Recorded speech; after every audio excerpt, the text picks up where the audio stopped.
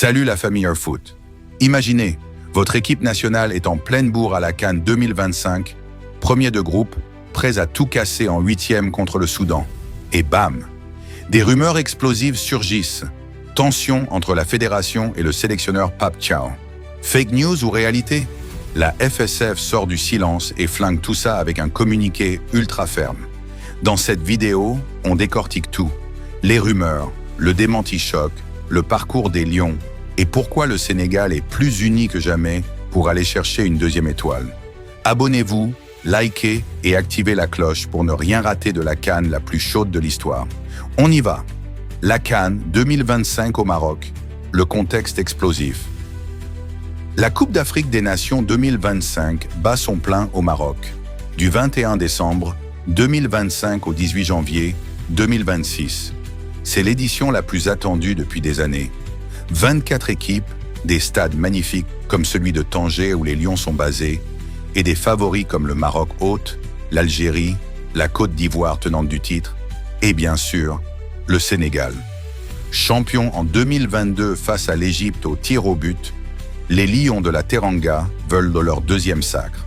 Sous la direction de Pape Thiaw, nommé en octobre 2024 après le départ d'Aliou Cissé, le Sénégal arrive avec un effectif de feu. Sadio Mané à Al Nassr, Kalidou Koulibaly patron de la défense, Edouard Mendy dans les cages, Pape Matar Sarr à Tottenham, Lamine Camara, Iliman Ndiaye et des jeunes talents comme Ibrahima Mbaye du PSG. Pape Thiaw, 44 ans, ancien attaquant international, connaît la maison. Il était adjoint avant. Sa liste de 28 joueurs, dévoilée le 13 décembre 2025, mise sur la continuité avec des cadres et de la profondeur en attaque. 4 numéro 9, Dia, Jackson, Diallo, Ndiaye. Objectif clair, dominer et gagner. Mais en pleine compétition, des rumeurs viennent perturber la sérénité. Le parcours solide des Lions en phase de groupe. Avant de parler des rumeurs, rappelons pourquoi le Sénégal est en pleine confiance. Groupe D avec RD Congo, Bénin et Botswana. Les Lions terminent premiers avec 7 points. 2 victoires, 3-0 contre Botswana et Bénin, et un nul 1 sérieux contre la RD Congo. 7 buts marqués, seulement un encaissé. Des performances maîtrisées, entrée en matière carton contre Botswana, domination face au Bénin avec des buts de sec, Diallo et Ndiaye sur penalty, et un match nul où ils ont tenu tête aux Léopards. Des individualités brillent, Sadio Mané leader, les jeunes comme Ibrahima Mbaye qui explosent à chaque entrée. Pape Thiaw impose un style dominant avec concurrence saine dans le groupe. Il l'a dit lui-même. J'ai ramené 28 titulaires. Tout va bien sportivement. Qualification en poche pour les 8e contre le Soudan le 3 janvier à Tanger. Mais à 48 heures de ce match crucial, les coulisses s'enflamment. Le communiqué choc de la FSF, démenti et appel à l'unité.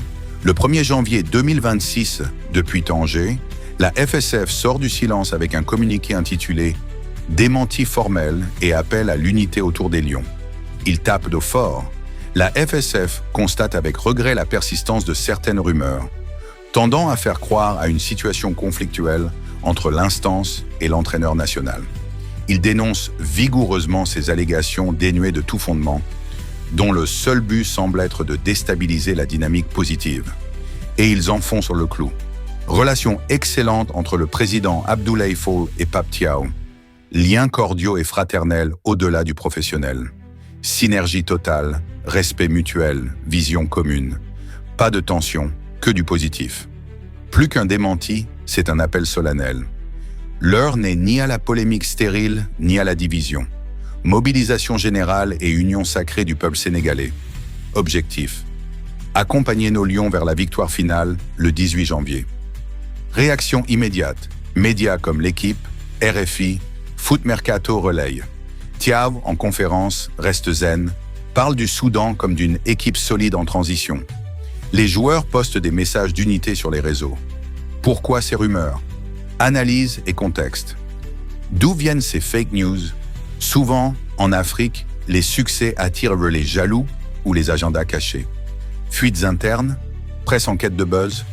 Avant la liste, déjà des tensions sur le nombre de joueurs. CAF autorise Vendry, mais budget serré. Puis les fuites de Compo, un administrateur d'un site lié à la FSF accusé. Thiaw avait promis de sécuriser le groupe. Mais la FSF balaye tout, rien de vrai, juste pour perturber. Et sportivement, tout est vert. Groupe uni, Thiaw confiant, malgré l'absence de Koulibaly suspendu pour le 8e. J'ai 28 titulaires. Iliman Ndiaye et Lamine Camara remis. Le Sénégal avance serein.